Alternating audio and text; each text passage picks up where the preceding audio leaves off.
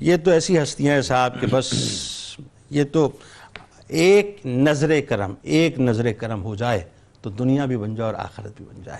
آئیے سب سے پہلے چونکہ ہماری تو روح کا حصہ ہے نا فضائل اہل بیت بیان کرنا، خصائص اہل بیت بیان کرنا، تو سب سے پہلے فضائل و خصوصیات سے شروع کرتے ہیں اور حب اہل بیت ذرا وہ بتائیے لوگوں کو۔ بہت شکریہ۔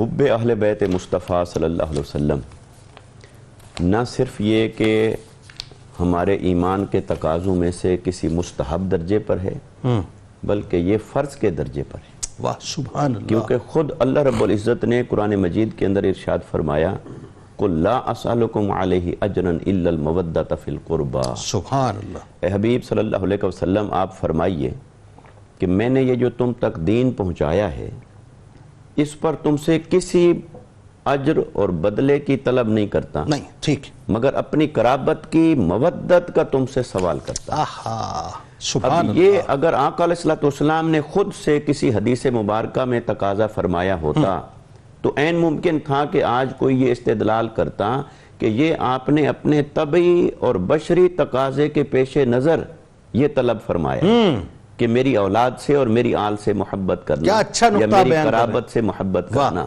لیکن جب اللہ رب العزت نے اسے قرآن مجید کا حصہ بنا دیا اور کل کہہ کر اپنے حبیب کو بلوایا کہ آپ ایسا کہیے، آپ یہ طلب فرمائیے، تو اس سے پتا چلا کہ اس کے اندر تو خود مشیت خداوندی ہے۔ آہا یعنی محب یہ چاہتا ہے کہ محبوب کے گھرانے سے پیار کیا جائے۔ جی خود اللہ رب العزت کی طرف سے یہ تقاضا ہوا۔ اور پھر دیکھیے اس میں لفظ آتا ہے اسألکم، اور اس کا لفظی معنی ہوتا ہے میں تم سے مانگتا ہوں۔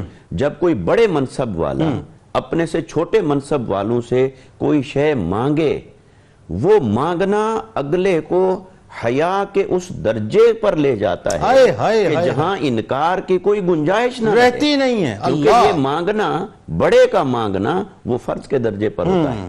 اس لیے ہم کہتے ہیں کہ اہل بیت اطہار کی محبت، قرابت رسول صلی اللہ علیہ وسلم کی محبت، آقا علیہ السلام کے خونی رشتوں کی محبت، آقا علیہ السلام کے ساتھ جڑی ہوئی ہر نسبت کی محبت، یہ ہمارے لیے تقاضا ایمان ہے، یہ اللہ رب العزت کا حکم ہے۔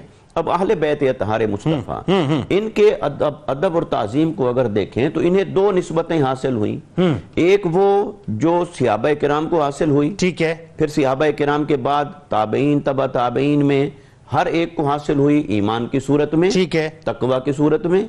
لیکن انہیں جہاں ایمان حاصل ہوا وہاں آقا علیہ السلام کی صحبت، جہاں آقا علیہ السلام کی صحبت حاصل ہوئی وہاں آقا علیہ السلام کے نسب کی نسبت حاصل ہوئی۔ اور اگر آقا علیہ السلام کے وصال مبارک کے بعد آقا علیہ السلام کی اولاد مبارکہ، آپ کی اطرت، آپ کی آل، ان کو دیکھیں اور باقی عام مسلمانوں سے اس کا کمپیئر کریں تو اگر کوئی تقوی کے درجے پر ہے تو وہ تقوی ان کو بھی حاصل ہے، کوئی عمل صالح کے درجہ پر ہے اور اس کی وجہ سے واجب التعظیم ہے تو وہ عمل صالح ان کو بھی حاصل ہے۔ لیکن جو ان کی رگوں میں خون مصطفیٰ دوڑتا ہے اور یہ نسب مصطفیٰ صلی اللہ علیہ وسلم کے وارث ہیں، وہ اعزاز تو صرف انہی کے ساتھ خاص ہے۔ اچھا ایک جملہ مجھے ادا کرنا ہے، بلکہ وہ دنیا کو جو کچھ بھی تقوی ملا وہ انہی کے صدقے تو ملا، انہی کی جھولیوں سے تو ملا بنیادی طور پہ۔ تیری نسل پاک میں ایسا ہی ہے بچہ بچہ نور کا، تو بھی عین نور ہے، تیرا سب گھرانہ نور کا۔ اس لیے آقا علیہ السلام کی یہ جو آل مبارک ہے اس کی کچھ ایسی خصوصیات ہیں جو کائنات میں کسی اور کو حاصل نہیں۔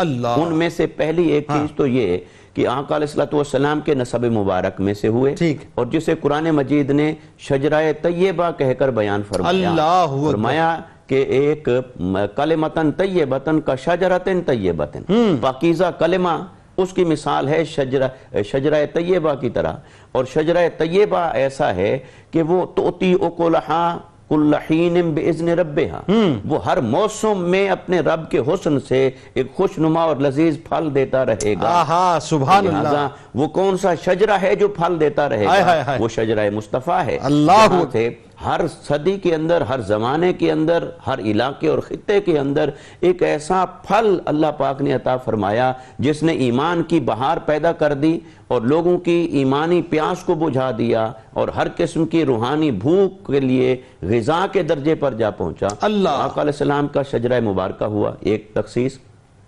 دوسری یہ کہ آقا علیہ السلام نے بنی ہاشم کے لیے زکوٰۃ اور صدقات کو منع فرما دیا ٹھیک ہے۔ کیونکہ یہ مال کا میل ہے، کیونکہ زکوٰۃ کو زکوٰۃ اس لیے کہتے ہیں کہ یہ مال کو پاک کرتی ہے، کہ عین ممکن ہے ہم اچھے طریقے سے جائز طریقے سے روزی کما رہے ہوں، ٹھیک ہے، لیکن نادانستہ طور پر کوئی میل اس میں وابستہ ہو گیا ہو۔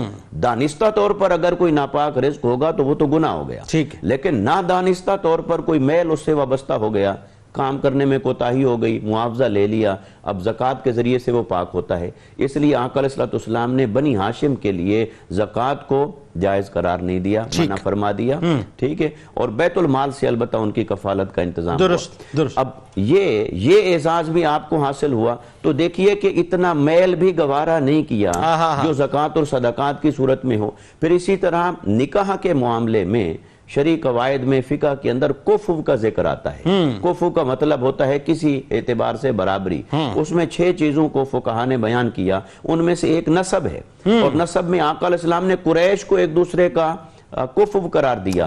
تو اسی بنیاد پر ہمارے علماء یہ کہتے ہیں کہ سیدہ کا کسی غیر سید سے نکاح کرنا وہ درست نہیں ہے، اگرچہ اس کے اپوزٹ بھی اوپینین موجود ہے اور وقت اور حالات کے تحت اس میں اجتہادی فیصلہ بھی ہو سکتا ہے، مگر یہ کہ یہ جو آل رسول کا تقدس ہے اس کے پیش نظر اس کو کفو کے اندر بھی شامل کیا گیا ہے۔